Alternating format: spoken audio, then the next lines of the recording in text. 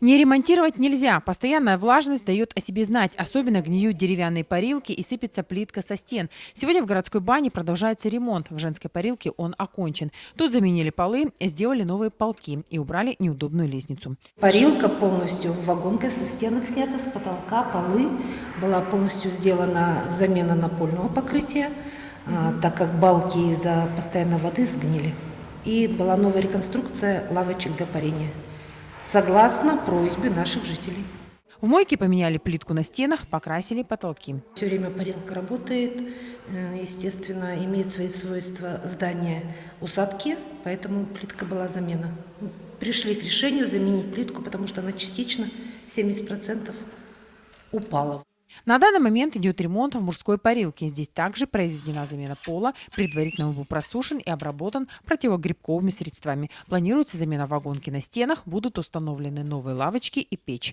Также будет отремонтировано и моечное отделение. Сегодня рабочие шкурят потолок. Из районного бюджета на ремонт общественной бани выделено более 2,5 миллионов рублей.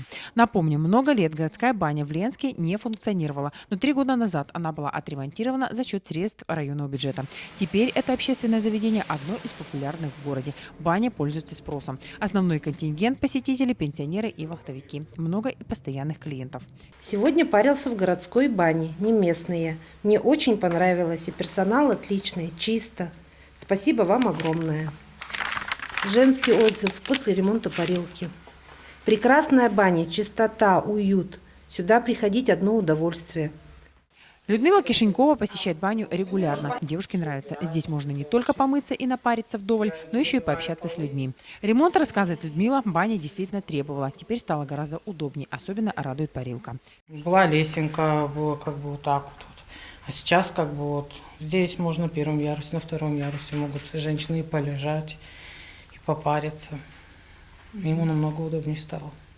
Здесь же в бане работает 2 парикмахерские, массажный и спа-кабинет. Ежедневно посещает общественную баню более 50 человек. Стоимость помывки уже 3 года остается на прежнем уровне – 300 рублей.